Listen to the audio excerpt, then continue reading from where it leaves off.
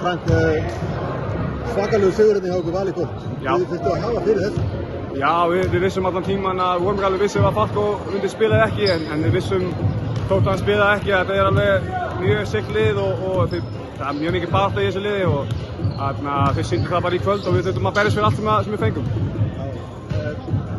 Það förum að svona gegnum leikina byrjuðu svona að komast inn í hausinn á leikmönnum.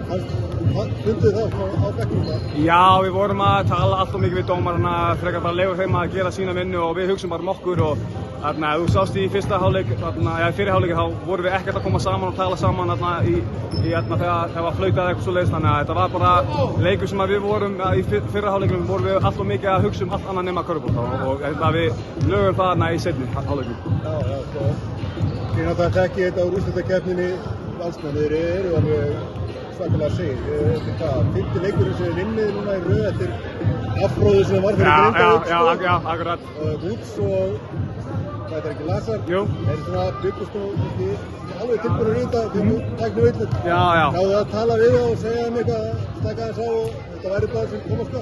Já, þú veist, þetta gerist í leiknum og við vitum alveg að til að stundum þetta sem að kveikir í manni, þannig að við vissum alveg ef að Lazar eða Kim myndi fá eina tæknivillur, það er ekki að fara að gera neitt nema að kveiki í þeim og þú sást að þau byrjuðu að hitta skotum og verja miklu betur, þannig að við tölum auðvitað við á að ekki fá aðra en annars var þetta bara áfram gatt. Talandi liðið ykkar, þið eru komin ágætis fram, ykkur er farið að líða vel, oft er talað að Valur takir sig ekki alvarlega fyrir eftir áramót, þið sýndu það alveg í kvöld að þeir að taka sig sæmilega alvarlega. Já, nei, 100%. Við horfum ekki fram hjá neinn lið, það er bara hvern leikur að skipta máli í okkar huga og þetta er að sagt að það skiptir ekki máli þannig til að eftir janúar eða hvað sem ég segja, en fyrir okkur er hvern leikur hann skiptir máli og við ætlum bara að halda því þannig út tímabilið. Það var bara svona rétt áður að ferja í jólafríði þessu súrt er að vera að bíða svona lengi til næsta leik. Hefði ekki verið gaman að spila með þetta í jóla 9? Jú, þú veist. Hvað sagðir þér? Sorry. Hefði ekki verið gaman að spila með þetta í jóla 9?